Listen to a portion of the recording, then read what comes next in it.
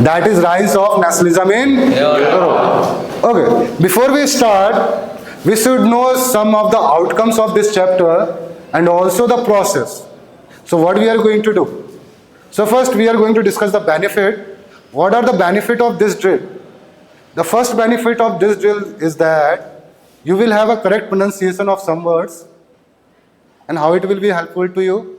It will help you during the answer writing. Why so?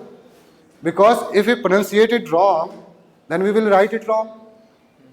So during the answer writing, some of the words which you used to forget when we are writing the answer, it will help us because we are studying it, we are focusing on these words, right?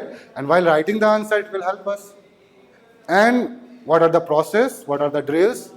The drill is quite simple. First, you have to repeat whatever I am saying, okay? And second most important thing, you have to mind the voice and modulation. What is voice modulation? Means when I am going up and I am going down. Okay? You have to mind the voice modulation and some of the pronunciation. Okay? So should we start? Yes, sir. So we are going to start. The name of this chapter is The Rise of Nationalism in Europe. So you are not going to say Europe. You have to repeat whole the line. Okay? The name of this chapter is, so repeat it, The Rise of Nationalism in Europe. Again. The rise of nationalism in Europe. Listen, मैं बोलूंगा फिर उसके बाद आपको repeat करना है. Okay? The name of this chapter is The Rise of Nationalism in Europe. The rise of nationalism in Europe. Okay, very good. So, figure 1.1 represents the dream of worldwide democratic and social republics. The dream of worldwide democratic and social republics. The pact between nations. The pact between nations. A print prepared by Frederick Sorey in 1848. A print prepared by Frederick Sorey in 1848. In 1848, In 1848, Frederick Sorey, Frederick Sorey, a French artist, prepared a series of 4 prints, visualizing his dream of a world made up of democratic and social republics, as he called them. Of the series shows the people of Europe and America. Men and women of all ages and social classes. Marching in a long train and offering homage to the Statue of Liberty. As they pass by it. As you would recall, artists of the time of the French Revolution personified liberty as a female figure. Here you can recognize the torch of enlightenment. She bears in one hand and the charter of the right of man in the other.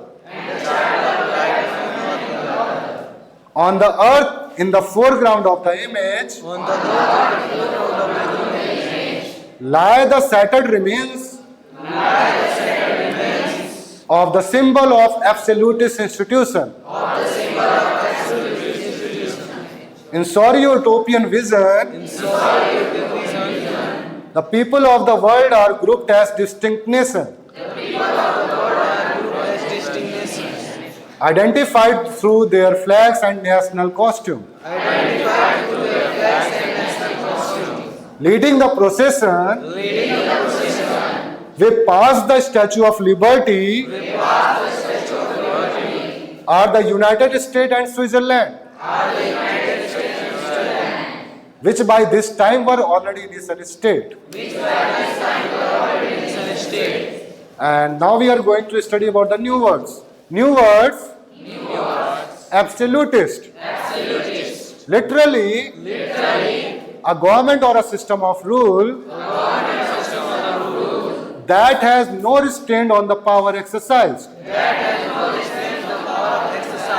In history, the term refers to a form of monarchical government that was centralized, militarized, and repressive. Utopian.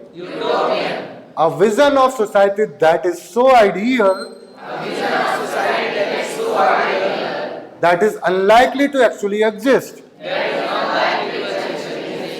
Activity. In what way do you think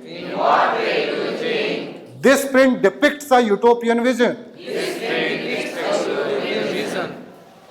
Okay. France, identifiable by the revolutionary tricolor, had just reached the statue. She is followed by the people of Germany, bearing the black, red and gold flag. Interestingly, at the time when Sorio created this image, the German people did not yet exist as a united nation. The flag they carry is an expression of liberal hopes in 1848 to unify the numerous German-speaking principalities into a nation state under a democratic constitution. Following the German peoples are the people of Austria, the Kingdom of Two Sicilies, Lombardy, Poland, England, Ireland, Hungary and Russia. From the heavens above, Christ, saint and angels gaze upon the scene. They have been used by the artist to symbolize fraternity among the nation of the world. This chapter will deal with many of the issues visualized by Sorio in figure 1. During the 19th century, nationalism emerged as a force which brought about sweeping changes in the political and mental world of Europe.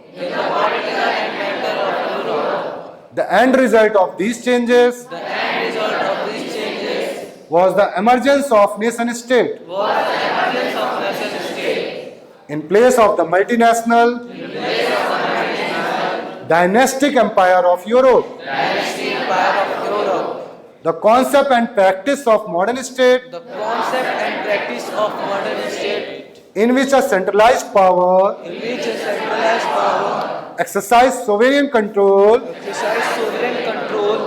over a clearly defined territory had been developing over a long period of time in Europe. But a nation state was one in which the majority of its citizens and not only its rulers came to develop a sense of common identity and share history or descent. This commonness did not exist from the time immemorial. It was forced through struggles, through the actions of leaders and the common people. This chapter will look at the diverse processes through which nation state and nationalism came into being in 19th century Europe. 19th century Europe. Ernst Renan, what is a nation? What is a nation? In a lecture delivered In a lecture delivered at the University of Sorbonne in 1882, at the University of Sorbonne in 1882, the French philosopher Ernst Renan the French philosopher Ernest Renan outlined his understanding of what makes a nation. what makes a nation. The lecture was subsequently published The lecture was subsequently published as a famous essay entitled Quest Queen Nation. Quest for a Nation. What is a nation? In this essay, Renan criticizes the notion suggested by others that a nation is formed by a common language, race, religion or territory. A nation is the culmination of a long past of endeavors, sacrifice and devotion. A heroic past, great man, glory, that is the social capital upon which That is the social capital upon which one bases a national idea. one basis of national idea To have common glories in the past, to have common glories in the past, to have a common will in the present, to have a common will in the present, to have performed great deeds together, to have performed great deeds together, to wish to perform still more. to wish to provide still more. These are the essential conditions of being a people. A nation is therefore A nation is therefore a large-scale solidarity. solidarity. Its existence is Its existence is a daily plebiscite. A province is its inhabitants. inhabitants. If anyone has the right to be consulted, If anyone has the right to be consulted, it is the inhabitant. A nation never has a nation never has any real interest any real interest in annexing or holding onto a country against its will. The existing of nation is a good thing, The existence of nation is a good thing. a necessity even.